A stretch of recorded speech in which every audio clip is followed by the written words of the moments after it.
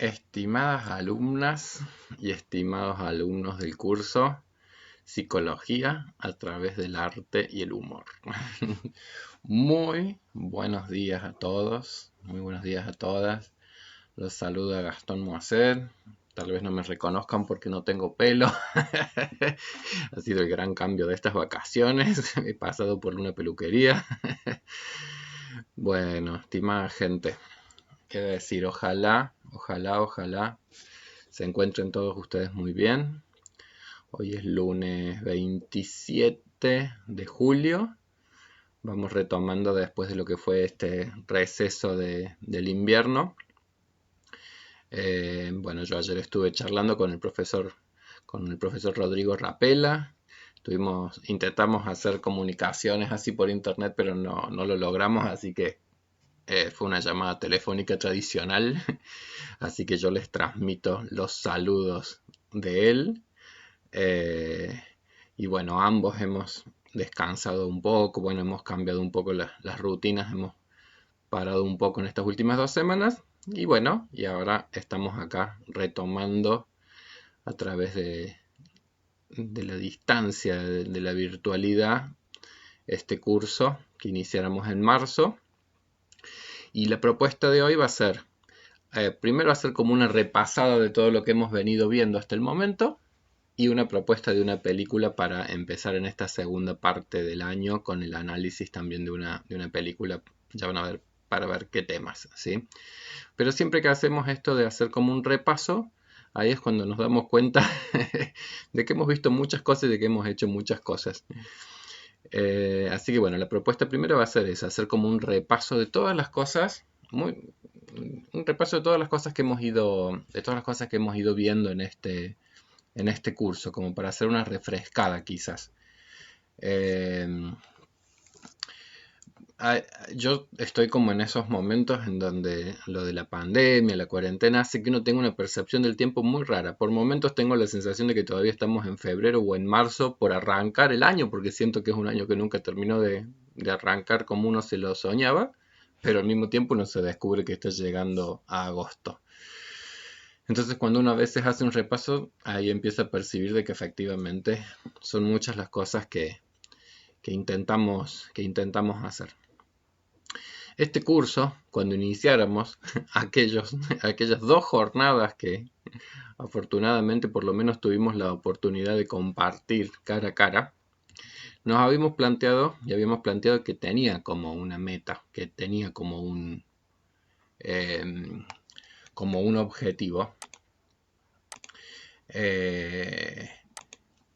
Voy a ir anotando acá en mi pizarrón. Pero que tenía una meta, que tenía como un objetivo de poder conocer aspectos de nuestra disciplina, que es la psicología, y este curso se llama Psicología a través del arte y el humor.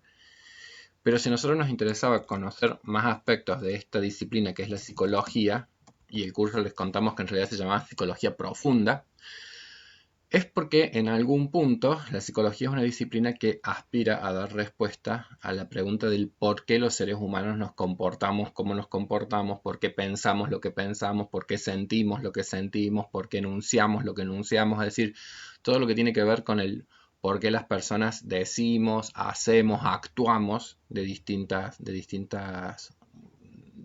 maneras y el por qué, digamos, del comportamiento humano, es decir, cuáles son los fundamentos que nos ayudan a entender el por qué las personas nos conducimos como nos conducimos. Y en el caso de la psicología en particular pasa algo muy loco, que es que todos somos psicólogos. Como quien dice, todos somos psicólogos legos, porque todos construimos constantemente explicaciones del por qué los otros se conducen como se conducen o hacen las cosas que hacen.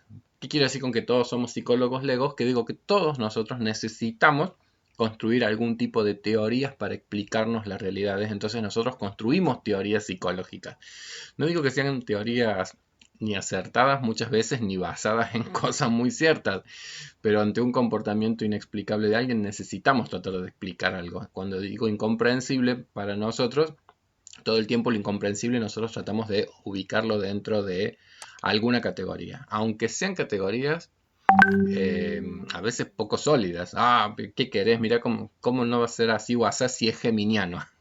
¿Cómo no va a ser así WhatsApp si es taurino? Entonces tal vez ponemos una explicación como puede ser la astrológica, pero al menos hemos construido algo que trata de explicar el comportamiento de los otros. Bueno, eso lo hacemos habitualmente. Ahora bien, en este curso lo que hemos intentado es ir mostrando, ya no desde el sentido común, sino desde los aportes que nuestra disciplina, que es la psicología, ha ido dando o ha ido proveyendo para que nosotros vayamos comprendiendo más en profundidad el funcionamiento humano. Y al principio del curso, sobre todo, pusimos el énfasis en eso, en el concepto de la comprensión, ¿sí?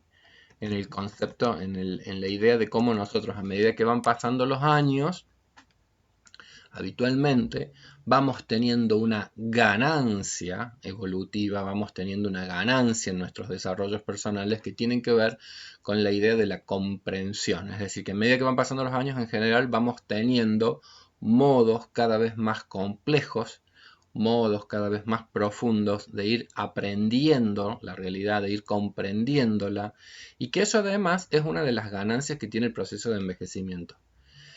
Al principio de año también hablamos de que el proceso de envejecimiento tiene ganancias y tiene pérdidas, y el proceso de envejecimiento en general está más asociado a la idea de las cosas que se van perdiendo, que las tiene, y que efectivamente la vida, a medida que vamos avanzando, nos va enfrentando a ciertas pérdidas, pero que además de las pérdidas hay potenciales ganancias. Y uno de esos aspectos en donde uno tiene posibilidades quizás gananciosas es justamente en esta dimensión, que es como una dimensión que que es una dimensión que integra aspectos racionales y emocionales. Porque comprender cada vez más las cosas implica que se va produciendo algún tipo como de ruptura epistémica que implica tantos aspectos como de entendimiento lógico, racional, cognitivo, pero integrado a que en los fenómenos humanos hay aspectos que son profundamente emocionales, y esos son los que nosotros quizás vamos teniendo cada vez una mayor apropiación y generando entonces estos movimientos,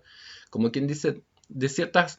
Nosotros habíamos hablado en el año, habíamos hablado de un concepto que era como de rupturas epistémicas. Rupturas epistémicas, ¿sí? Es decir, que justamente a veces vamos comprendiendo a partir de que se van como rompiendo algunos esquemas que a veces son como más simples en los inicios y que después se van haciendo como cada vez más complejos. Pero que a su vez esas rupturas epistémicas nos conectan a veces también con angustias. Porque los modos de ir entendiendo las cosas, y hablamos de las formas de ir entendiendo las cosas nos dan como cierta tranquilidad. Qué sé yo, pensar en un ángel de la guarda, dulce compañía, que no te va a dejar solo ni de noche ni de día, es una forma fantástica para tratar de mantener alejado de sí mismo todo tipo de representación más angustiosa. Y es una expresión que en términos de nuestro desarrollo infantil puede ser muy cuidadoso, ¿sí? En determinados momentos del desarrollo. Pero en algún momento uno empieza a descubrir que ni el ángel de la guarda, ni el Papá Noel, ni el ratón Pérez tienen una existencia muy concreta. Entonces puede ser que modos de entender las cosas que eran muy ordenadores de la realidad, en otro momento empiezan a caer. Rupturas en la comprensión.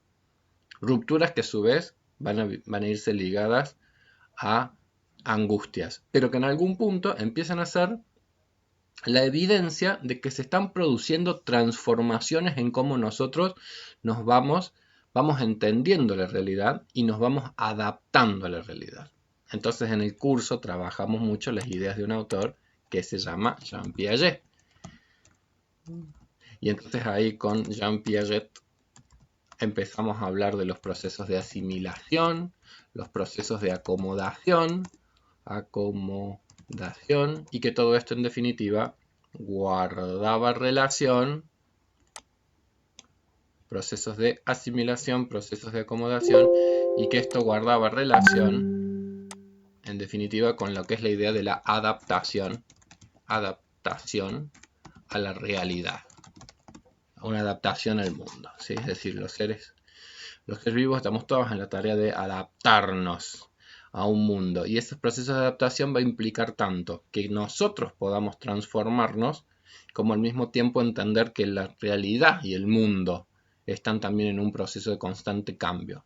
Y ahí vemos qué complejo entonces que es la condición humana, porque la condición humana tiene que ver con algo que es permanentemente la idea del cambio y las posibilidades o no que nosotros tenemos de adaptarnos a esos cambios. Cambios que son del mundo externo, pero cambios que son también de nuestro mundo interno. Y entonces nosotros veíamos justamente que esos dos principios, como el de la asimilación o el de la acomodación, eran como nosotros nos acomodamos al mundo y al mismo tiempo lo asimilamos con nuestras estructuras. Y en ese interjuego entre el organismo y el medio, entre el yo y el mundo, entre el yo y los otros, se van produciendo constantemente nuestros procesos de constitución, de formación y de transformación. En este juego de asimilaciones y acomodaciones nosotros decíamos, había como cuestiones que eran como más objetivas y cuestiones que eran como más subjetivas. Y que el proceso justamente de comprensión implica muchas veces una integración de los dos elementos, de los aspectos más objetivos del desarrollo y de los aspectos más subjetivos del desarrollo. En la infancia predominan procesos asimilativos, es decir, nosotros somos de imponer al mundo más nuestras categorías. ¿Se acuerda que decíamos cuando los niños juegan, entonces una escoba se transforma en un caballo? Entonces el mundo se asimila a las estructuras internas, pero en algún momento las escobas van a ser escobas y nosotros nos vamos a terminar acomodando también a esas estructuras externas. Entonces en ese juego entre lo objetivo y lo subjetivo va emergiendo nuestra personalidad, como una síntesis entre lo subjetivo y lo objetivo del mundo, como una síntesis y una resultante de estos dos elementos.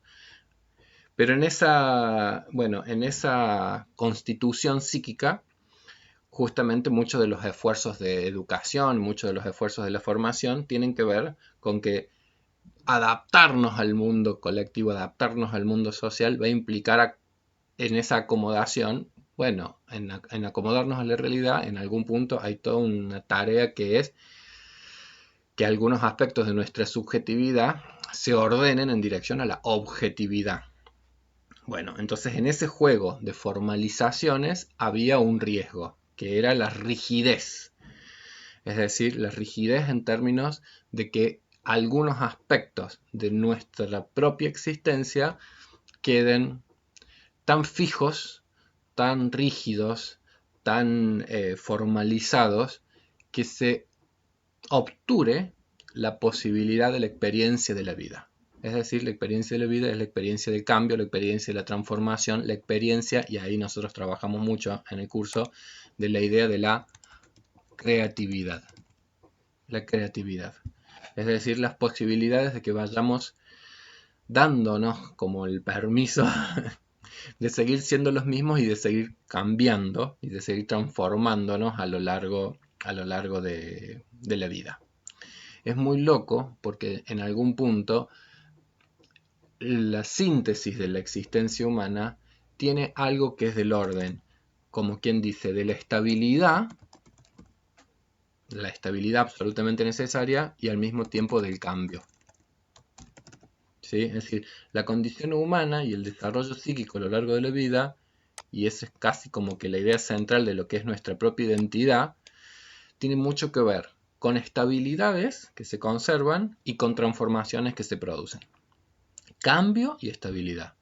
La identidad, y nosotros en algún punto sentimos que somos los mismos que éramos hace muchos años atrás, sentimos que hay una continuidad entre lo que somos hoy y ese, qué sé yo, el niño de 5 o 6 años que entraba en la escuela primaria, y entonces uno siente que es el mismo, y al mismo tiempo uno siente que es distinto a esa persona que uno fue. Entonces, justamente, nosotros somos algo muy complejo, porque en algún punto somos el producto de una historia evolutiva, somos el producto de una historia de desarrollo muy singular, en donde somos los mismos porque hay cosas que sentimos que continúan, que son estables, son formas que no son tan volubles ni tan lábiles, y al mismo tiempo sentimos que hemos cambiado y que nos hemos transformado mucho. Hemos tomado muchas veces las ideas de Kino para entender que cuando algunos de estos como elementos se desorganizan muy mucho, ahí veríamos que empiezan también muchos, como quien dice, de los sufrimientos humanos. Trabajamos con una película que se llamaba Smoke. Entonces cuando vimos la película Smoke, vimos a un personaje, no me acuerdo cuál era el nombre, pero que era el que era escritor y que había perdido a su mujer en una escena violenta de un asalto a un banco. Entonces él, a partir de ese duelo imposible como de tramitar, a partir de encontrarse con una realidad nueva a la cual su psiquismo no encontró más modos de afrontarlos que simplemente reteniendo la imagen, como quien dice, de su mujer y tratando como de congelar el tiempo. Lo veíamos como en una película que era como en el de una parálisis creativa absoluta. Y esa película la utilizamos mucho justamente para tratar de que pudiéramos ir acercándonos a ese modelo o a ese paradigma de entender la vida y la salud psíquica a partir justamente de la creatividad como ese equilibrio o no, como ese modo de encontrar movimientos o estabilidades de formas y de movimientos. Trabajamos en alguna de las clases. Entonces decíamos, bueno, ahí teníamos justamente un personaje en donde se veía cómo mucho de su sufrimiento tenía que ver con que ahora todo se había estabilizado. Todo se había estabilizado, todo se había como rigidizado, todo se había transformado como en una, por ejemplo, en ese caso era como el dolor permanente y el duelo constante por esa mujer que había perdido y que hacía que él no pudiese ya en ningún punto conectarse con nada de la vida que no tuviese que ver como con el recuerdo como con el recuerdo de su señora, como con el recuerdo doloroso, y que a partir de este amigo que emerge, que aparece en esa película, que le muestra una foto y que tenía toda una hermosísima proyecto de fotografía personal que trabajaba justamente, era lo más creativo de la vida de este personaje, que trabajaba con estas fotos que todos los días a las 8 de la mañana sacaba en su esquina, y en esa foto de su esquina nos mostraba justamente ese juego hermoso que se produce de entender de una manera muy artística, que él le decía, bueno, ve despacio porque te va a parecer que es exactamente la misma esquina, pero si ves con atención, parece lo mismo, parece muy estable todo, pero si vas con atención también vas a poder darte cuenta de que las cosas cambian. Y esa escena en donde la descubre el rostro de su mujer y entonces se transforma completamente porque uno empieza a percibir, bueno, qué lugar ocupaba en su vida psíquica esa representación y en algún punto como efectivamente la realidad había cambiado y ahora el enorme desafío de que sea la realidad psíquica también la que pueda realizar transformaciones para que la vida no se detenga, como quien dice, para que la vida continúe y para que emerja entonces una nueva persona atravesada quizás por esta historia dolorosa, que en el caso ese de la película justamente a partir de encontrar un enlace de amistad con esta otra persona, encuentra vías de empezar a tramitarse ese duelo en tanto que puede empezar a ser compartido, en tanto que puede ser empezar a ser enunciado, en tanto que puede ser, como en esa escena, incluso puede empezar a ser llorado, por poner un ejemplo. Y de repente ahí veíamos de qué se trataban las transformaciones. Las cosas que estaban rígidas empiezan a tener algún tipo de movimiento, ¿sí? Y emociones que están como en mucho movimiento o en mucha tensión, como pueden ser las emociones dolorosas, empiezan al menos a encontrar palabras que las enuncien, formas que las capturen. Y ahí llegamos como al concepto de lo que entendíamos por la creatividad humana. El juego entre movimientos y formas. Formas que estabilizan, pero que se pueden rigidizar y que necesitan moverse. Y movimientos, emociones, tensiones, excitaciones, que se movilizan, se movilizan, se movilizan, pero que a veces también necesitan encontrar palabras, necesitan encontrar formas, necesitan encontrar estabilidades, necesitan encontrar algo que las ordene un poco. Bueno, y esa es como toda una teoría que nosotros fuimos trabajando del señor Fiorini. Del señor Fiorini. Héctor Fiorini. ¿Sí? La idea de la creatividad como un interjuego entre formas, entre movimientos y lo que se llamaban los procesos primarios, secundarios y terciarios. Primarios, las emociones, las pulsiones, la sexualidad, todo como componente más motivacional de la condición humana. Secundarios, las formalizaciones, la racionalización, el principio de la realidad.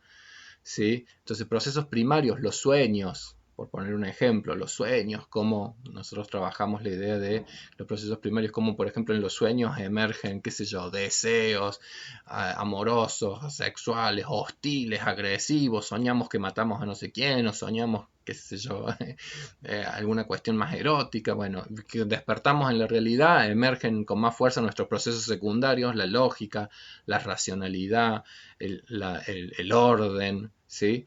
Y al mismo tiempo, decíamos, la creatividad humana tiene que ver con procesos terciarios, es decir, como con cierta integración entre los aspectos más primarios y aspectos más complejos y más racionales, y la emergencia entonces de productos creativos, humorísticos, artísticos, que son ya expresión de eso, de una capacidad humana de ir, como quien dice, produciendo, generando, viviendo productos de cada vez mayor complejidad psíquica, ¿sí?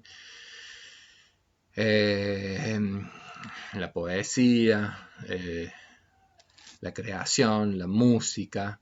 Piensen ustedes, qué sé yo, una canción de amor. Y una canción de amor muchas veces es el producto de un desencuentro.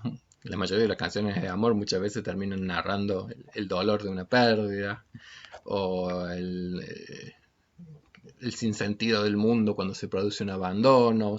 Bueno, pero no dejan de ser como los esfuerzos más creativos del ser humano justamente para irle encontrando un sentido a las vivencias humanas que todos vamos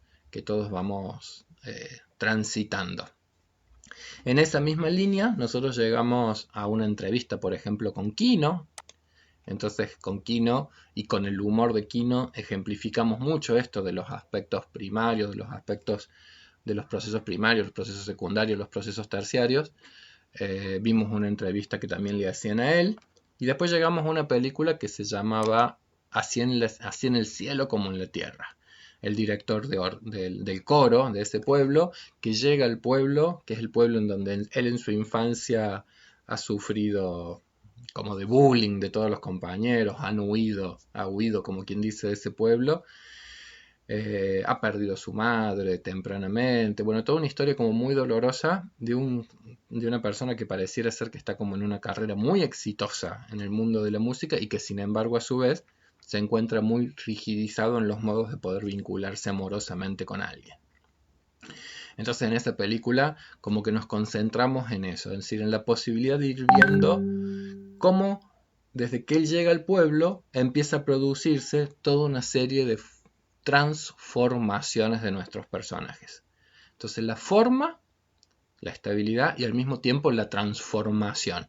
Nuestro personaje, el pastor del pueblo, la chica rubia con la cual va a tener esa historia amorosa y otro personaje que trabajamos mucho, el de Gabriela, ¿sí? La persona que estaba como en una relación muy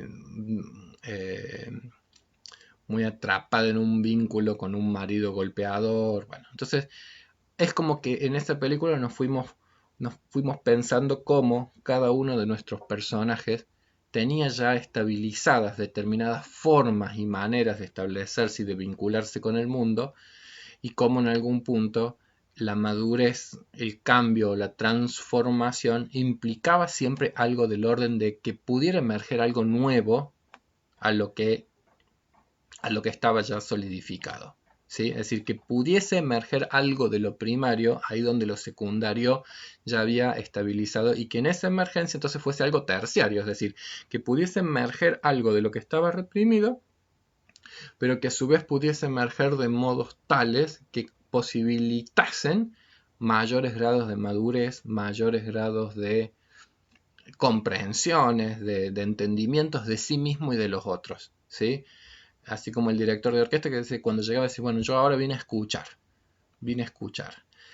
O por ejemplo Gabriela, que fue empezar a descubrirse a ella misma como un sujeto que tenía derecho a la libertad o que tenía derecho a, al buen trato, o como el pastor que empezó a descubrir que las personas no lo miraban con la admiración y empezó a percibirse a sí mismo como pequeño al lado de la admiración que generaba el director de la orquesta. Y ahí es donde se veían las rigideces de cierta forma, como también las educaciones religiosas pueden transformarse también en formas pero sin sentidos, en ritualismos que se repiten y se repiten, pero que tal vez no tienen, eh, pero que tal vez no tienen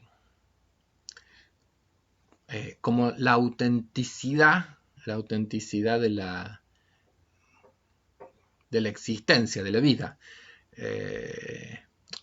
Se me vuelven como escenas de esa película, pero digo, hay una escena que a mí me gustaba mucho, que era cuando la mujer le decía al pastor, es decir, cambias las voces todo el tiempo cuando la gente se casa, cuando la gente muere, lo pones como muy serio, aceptas a esta mujer, con esa seriedad van a tener miedo de aceptar un matrimonio. Entonces, y la invitación que les iba haciendo el director del coro es, bueno, cada uno tiene que encontrar su propia voz, cada uno tiene que poder encontrar su propia síntesis singular de la existencia. Y tal vez que la existencia no sea solamente repetir voces ajenas o actuar papeles tal cual están escritos por otros de cómo es que uno debe comportarse, cómo es que uno debe actuar. Y entonces ahí en esa parte del curso es que trabajamos mucho con el modelo del psicoanálisis, que era el yo, el ello y el super yo.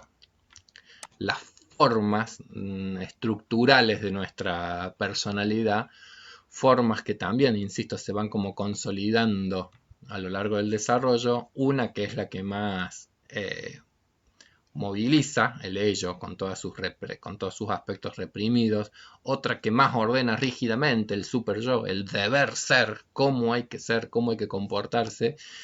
Y el yo, con cierto grado de libertad, con cierto grado de conciencia, que está ahí como tratando de equilibrar entre deseos, impulsos, excitaciones, apetencias, el super yo, prohibiciones, mandatos, etcétera, etcétera, y el yo intentando muchas veces como conciliar las demandas que vienen por distintos lados. Bueno, en la película esa de la película hoy se me fue el nombre, Así en el cielo como en la tierra, que nos posibilitó ir viendo a los distintos personajes, nos fue también habilitando a que entráramos en un tema que fue el que fuimos desarrollando más en profundidad, que era el proceso de la individuación. Porque en esta película eran todos personajes, digamos, básicamente eran personajes adultos que estaban justamente como en ese proceso ligado como a, qué sé yo, la mitad de la vida, en donde las personas están en un proceso como muy intenso de preguntarse por el sentido de muchas cosas. Entonces, nuestro personaje, de hecho, se estaba preguntando por el sentido de su vida. No le estaba encontrando sentido. Vieron que había como una escena de decir, Oh, ¿dónde voy a estar dentro de 7 años? En Milán, si ya está todo programado. Y él ya no le encontraba sentido a lo que estaba haciendo y estaba muy agresivo con los miembros de su orquesta cuando era director de orquesta. Entonces surgió como esa necesidad de volver a su pueblo natal y ni sabía bien por qué, pero tenía la necesidad de volver a su pueblo natal y obviamente que a lo largo de la película fuimos entendiendo el porqué y el porqué tenía mucho que ver con resolver aspectos y descubrir aspectos del sí mismo ligados al amor y a la necesidad de descubrir el amor y el vínculo con otros, no desde posiciones de admiración, sino en posiciones muy humanas de relacionamiento amoroso. Entonces, todas esas películas nos fueron llevando o nos fueron conduciendo a esta idea de lo que es el encontrar un sentido cada vez más individual de nuestras vidas, de nuestras existencias. Entonces nos condujo como esta idea de lo que es el trabajo de nuestra individuación a lo largo de la vida. Es decir, cómo uno se va constituyendo en un ser cada vez más único, cada vez más personal, cada vez eh, con más necesidades de ir conociéndonos más en profundidad a nosotros mismos, o por supuesto que también el riesgo de la formalización excesiva, también el riesgo de que en vez de producirse procesos como de individuación, bueno, uno empiece a quedar como más entrampado, como quien dice, como Gabriela en la película, decir, qué sé yo, en relaciones estereotipadas, en modos vinculares menos creativos y más vinculados a lo doloroso o más vinculados a, a lo sufriente, pero los procesos de individuación irían de la mano más bien con una posibilidad de irse autoconociendo más y el de poder ir entonces gobernando cada vez más sabiamente la propia vida, la propia existencia. Esos procesos de individuación, esos procesos son como de liberación, son procesos que tienen que ver con ir removiendo muchas veces algunas de las formas más rígidas, superyoicas que nos han establecido. Por poner un ejemplo, en el caso de Gabriela tiene que lograr superar cierta sensación de, bueno, el deber ser, cómo debe ser una esposa, cómo debe ser una relación o cómo debe ser ella, pero también implica superar algunas imágenes que ella misma tenía de sí como una persona incapaz o débil o frágil. Entonces todos esos procesos de individuación, todos esos procesos de ir encontrando aspectos de sí mismo, lo fuimos trabajando a partir de esa película y también a partir de otra película, porque dijimos esos procesos de individuación cuando arrancan como con cierta intensidad en la adolescencia, y ahí trabajamos mucho a partir de la película de la Sociedad de los Poetas Muertos. ¿Sí? Y ahí trabajamos mucho el concepto entonces de la individuación, porque lo vimos que justamente en la adolescencia es un proceso muy creativo en nuestras existencias, de muchos cambios, de muchas transformaciones y de mucha necesidad también de construir nuevas estabilidades, un paradigma en la adolescencia de lo que es una situación crítica, la crisis de la adolescencia siempre se habla, y es justamente que la idea de la crisis es que las formas que estaban como establecidas hasta determinado momento y que han sido muy adaptativas hasta un momento de la vida, entran en movimiento, entran en transformación para que pueda luego emerger una nueva forma con nuevas cualidades y que en realidad posibilite nuevas capacidades también adaptativas a otro momento vital, a otro momento existencial. Entonces en la Sociedad de los Poetas Muertos apareció con fuerza justamente lo que eran los procesos de individuación en los cuales en la adolescencia uno empieza como a meterse. Por supuesto que con personajes hermosos que nos posibilitaban ver cómo cada uno también ya lo va transitando con toda una historia previa. Entonces estaban los personajes en donde la rigidez era ya parte más constitutiva del proceso. Entonces había personajes como muy apegados a la norma, al deber ser, exigencias muy superyoicas, otros personajes con muchas más posibilidades de apertura, y el personaje de Todd, que era como el, el que logra la síntesis personal, el que logra pararse en el pupitre en la última escena, el que logra empezar a enunciar con voz propia, que es un poco la metáfora central de la adolescencia, es decir, el que logra justamente transitar y constituirse un poco al modelo del docente, en alguien que se siente ya autorizado a vivir la vida a partir de un conjunto de reglas, a partir de un conjunto de principios que uno mismo se va a ir dando, que uno mismo se va a ir construyendo, que uno mismo se va a ir constituyendo a partir justamente de ese descubrimiento de lo poético que uno tiene, que es un poco lo que hace este personaje de todo. Es decir, el poder ser quien enuncia, poder ser el quien dice, poder ser el quien habla, poder ser quien llega a síntesis personales, creativas, y en algún punto esa es un poco la idea de lo que es ser un individuo. No alguien que va a repetir solamente lo que otros dicen, sino alguien que puede enunciar, que puede hacer enunciados sobre la existencia que sean síntesis creativas personales de todo lo que uno va transitando. Que ya no sea la voz de otros a través de nosotros, sino que seamos nosotros los que como individuos y que un poco como poetas y locos que todos tenemos un poco, pudiéramos entonces ir diciendo, enunciando y sintetizando. He hecho como un vuelo por todas las cosas por las que hemos ido pasando, por las que hemos ido trabajando, por supuesto que con mucha más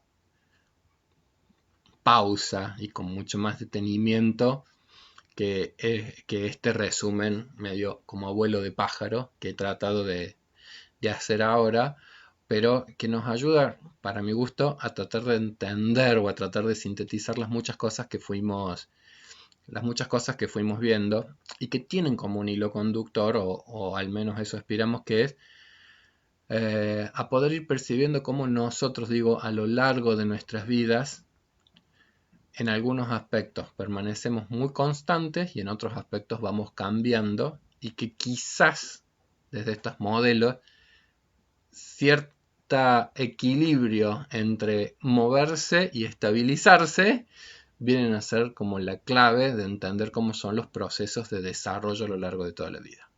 Estabilidades y cambios. Cambios y estabilidades. Las dos cosas. No es ni la una ni la otra, sino que la vida tiene mucho de fluidez y movilidad y al mismo tiempo de necesidad de estructura y permanencia. Y ese es un poco también el juego adaptativo, ¿sí? La adaptación requiere de nosotros mantener ciertas estructuras y al mismo tiempo que sean estructuras lo suficientemente flexibles como para que se produzcan también ciertas transformaciones. Y en ese juego nosotros estamos. Y en ese aprendizaje constante nosotros estamos metidos. Y es angustiante porque en algún punto nosotros querríamos nos gustaría tal vez mayor previsibilidad, mayor orden o mayor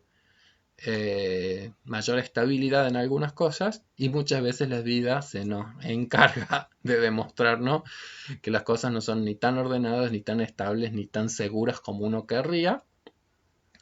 Y sin ir más lejos, ¿quién hubiera imaginado el año que estamos viviendo? Y sin embargo, acá estamos todos haciendo enormes esfuerzos psíquicos para lograr adaptarnos a una realidad tan extraña como la que nos toca y seguramente que todos sufriendo un poco más, sufriendo un poco menos, conectándonos un poco más con ciertas angustias, conectándonos un poco menos, logrando generar cosas muy creativas e impensadas en nosotros mismos, o sufriendo también a veces algunas restricciones cuando uno no tiene posibilidades quizás de poder adaptarse más a la realidad. Según más o menos recursos cada uno también la irá piloteando a la adaptación a esta realidad que nos toca. Después de la Sociedad de los Poetas Muertos, cuando vimos en estas tareas de la individuación, nos condujo un poco el curso a pensar cómo hay personajes, así como en la Sociedad de los Poetas Muertos, el padre del pibe que termina con una historia trágica, digamos, es decir, nos fue conduciendo a esta idea de cómo en esos procesos de individuación las figuras parentales pueden haber colaborado mucho en ese proceso o pueden haberlo obstaculizado. Y básicamente en algún punto vimos como dos modelos o como dos paradigmas muy distintos, y era, bueno, un poco desde la perspectiva humorística, Daddy Brieva, el discurso del padre, cómo era el padre, cómo eran los padres, y en algún punto poniendo en crítica toda una perspectiva bastante autoritaria y muy naturalizada de vinculación entre su padre y él, ¿sí? Y al mismo tiempo él pudiendo hacer una lectura orgullosa de cómo él más o menos también venía guiando y cuidando a su propio hijo, y otro modelo, el de Mónica Candanvers con su hija Sandra Mianovich, y la posibilidad que ahí evidencia ella de haber tenido también Mónica quizás un modelo muy convencional de vida, movimientos y transformaciones a partir de de su trabajo y su experiencia laboral, y a su vez la posibilidad que ha tenido con su hija y que la hija misma lo puede enunciar, de poder guiar a su hija y de poder entender transformaciones de época y cambios singulares y qué sé yo, orientaciones diversas en la sexualidad de modos muy distintos a cómo quizás ella había vivido su propia existencia. Entonces ahí empezamos a ver cómo las posibilidades de transformación son también parte de los aprendizajes más significativos de nuestras vidas. No todos tienen los mismos recursos no todos tenemos los mismos recursos para poder adaptarnos a los cambios de las épocas y a las transformaciones de las culturas y aportar a dichas transformaciones, pero bueno, en el caso de Mónica Candanberg, digamos, era como una linda entrevista y un lindo modelo de lo que es una adultez madura en términos de la mucha aceptación y comprensión de la diversidad en estos que son los procesos de individuación y en el respeto hacia esos procesos de individuación y que conectan, por supuesto, con mayores cuotas de bienestar, es decir, de posibilidades de terminar enunciando, como enuncia la Sandra Medianoche en la canción, y bueno, soy lo que soy y estoy feliz de, estoy feliz de eso, básicamente, que es como la mejor de la síntesis que nos puede pasar en nuestra existencia, es decir, uno estar a gusto con quien es, básicamente. Vaya, menuda y difícil tarea. Bien, hecha esta síntesis hasta aquí, de que es un poco el punto en el que nosotros estamos, ¿cómo va a continuar nuestro curso? Los próximos, bueno, hoy les vamos a dejar como tarea ver una película que va a ser sobre la que vamos a analizar desde la semana próxima. Una película argentina muy linda que nos va a servir como para sintetizar un poco todo lo que venimos trabajando y que sobre todo vamos a poner el foco de nuevo en esta idea de la forma y su movimiento. Es una película argentina que se llama Cuestión de Principios, con Norma Aleandro, una actriz genial que tenemos en Argentina, la Norma Aleandro, con Federico Lupi, que ya falleció, no sé, es una película que ya tiene sus años, y con Pablo Echarric, jovencito en esa película. Bueno, una película muy linda, se llama Cuestión de Principios, ¿sí? Entonces, les vamos a dejar esa tarea. ¿Con qué vamos a avanzar en lo que nos queda de nuestro curso, en la segunda parte del año? Bueno, en esta película en particular nos va a posibilitar ir a uno de los aspectos que es estrictamente algunos aspectos de estas tres estructuras que decíamos, el yo, el ello y el superyo, nos va a posibilitar volver a hacer esa lectura de qué es el superyo y el ello y el yo y el interjuego entre esos aspectos de la personalidad en un personaje que tiene ciertas rigideces. Ya vamos a ver de cómo son esas rigideces y sobre todo la idea de lo que es el narcisismo, una idea central. Entonces vamos a trabajar mucho la idea de lo que es el narcisismo y después vamos a seguir avanzando en dirección a cómo las dimensiones del narcisismo están muy ligadas a cómo han sido los vínculos tempranos con nuestros padres, es decir, cómo hemos sido mirados por los otros, ¿sí? Cómo se fue construyendo una mirada sobre nosotros mismos, Vamos a trabajar con un texto de Kafka que se llama Carta al Padre, en donde ahí vamos a ver de qué se tratan los déficits narcisistas como más tempranos. Vamos a irnos a otro paradigma también, a otro modelo que es el de la vida de María Callas. Escucharemos un poco de alguna de sus obras. Veremos lo que es la perfección de una cantante lírica excepcional y al mismo tiempo se nos va a posibilitar ir trabajando la idea de la autoestima, es decir, qué imagen de valía personal nosotros construimos y cuáles son los factores que van a incidir mucho en esa construcción de la imagen que nosotros tenemos de valía personal. La idea de la autoestima va a ser como una de las ideas fuertes que vamos a trabajar durante muchas de las próximas clases, ¿sí? La autoestima. ¿Cómo andará cada uno de ustedes en dirección a su autoestima? Vamos a ver que es una de las cosas también de las cuales tampoco hay una estabilidad absoluta, sino que la autoestima es algo que también tiene como sus fluctuaciones. Tiene sus estabilidades y tiene también sus movimientos. Bueno, después para entender esas cuestiones de la autoestima vamos a profundizar en aspectos que son las de las relaciones interpersonales que constituyen nuestra autoestima. Vamos a ver otra película más adelante, Lars y la chica real. Vamos a irnos a cuestiones que son como las fundantes de la vida psíquica desde los más tempranos enlaces.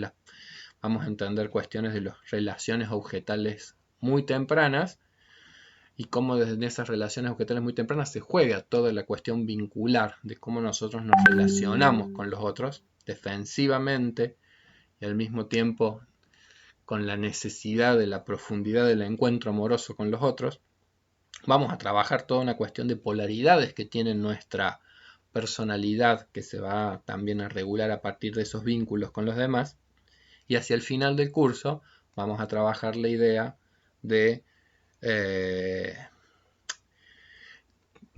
lo más complejo de nuestras existencias, que es cuando se van produciendo pérdidas, cuando se van produciendo duelos en nuestras vidas, porque es una de las realidades más complejas que tenemos que enfrentar, que es cómo las transformaciones de los mundos externos a partir de esos objetos con los cuales hemos ido construyendo enlaces significativos que hacen que todo en nuestra vida guarde su orden y guarde su significado, se ve de repente transformado, se ve abruptamente modificado por una pérdida y que va a llevar a intensos movimientos emocionales de nuestras vidas psíquicas, ¿sí? Ahí vamos a trabajar con un texto hermoso de una escritora española que se llama Rosa Montero, que un poco narra aspectos de una pérdida que ella tiene y que narra también la historia de Marie Curie cuando pierde a su marido. Bueno, eso va a ser como hacia el final del curso. Well, yo intenté que esto fuese breve y veo que ya son como 50 minutos de charla. Pero bueno, estamos en este punto. La idea un poco muchas veces en los procesos educativos es contar, bueno, qué es lo que hemos transitado hasta aquí y contar un poco qué es lo que vamos a transitar en el resto de nuestro viaje, como quien dice, ¿sí? Bueno, me desacelero un poquito. Estimada gente, vamos entonces a dejar esa tareita de ver una peli para de a poquito irnos metiendo nuevamente en análisis, en lecturas, en reflexiones sobre la condición humana. Yo no sé cómo andarán en estos tiempos de pandemia. El tener tiempo a veces también es una invitación a reflexionar un poco más sobre algunas cuestiones. También a veces yo creo que es como una invitación a que uno descubra qué cosas son las que considera más valiosas en la vida, o que uno también resignifique muchas cosas, es decir, uno le encuentre nuevos sentidos también a cosas que antes las miraba tan como tan naturalizadas, como quien dice. Yo creo que es una invitación realmente estas épocas a desarrollar en nosotros aspectos desconocidos por nosotros mismos. De eso se tratan también los momentos críticos, uno nunca sabe qué cosas pueden llegar a emerger, porque los momentos críticos tienen que ver con la muerte de cosas y con el nacimiento de cosas. Tienen un componente nefasto, porque hay cosas dolorosísimas en los momentos críticos. Tienen también potenciales de desarrollo. Y estamos todos transitando, digamos, esa cualidad de los momentos críticos. No sé, cada uno seguro que también está en sus propias movilizaciones y en sus propios descubrimientos. Nosotros, con el Rodri, seguiremos aquí intentando acompañarnos mutuamente en estos procesos que todos vamos viviendo, con ánimos de poder volver a cierta normalidad, entre comillas, que seguramente en algún momento, y esa es la esperanza, seguramente va a volver, no sé cuándo, pero va a volver, va a regresar. Y por otro lado, quizás con la oportunidad de que tampoco regresemos exactamente al mismo lugar, sino de que quizás redescubramos cosas, transformemos cosas, nos reencontremos de maneras distintas. También en nuestras posibilidades creativas que eso ocurra. Les mando a todos mis saludos, mi cariño, los saludos de Rodrigo. Les vamos a dejar entonces ese link para la peli, y la semana que viene nos estaremos encontrando analizando esa película. Un beso muy grande.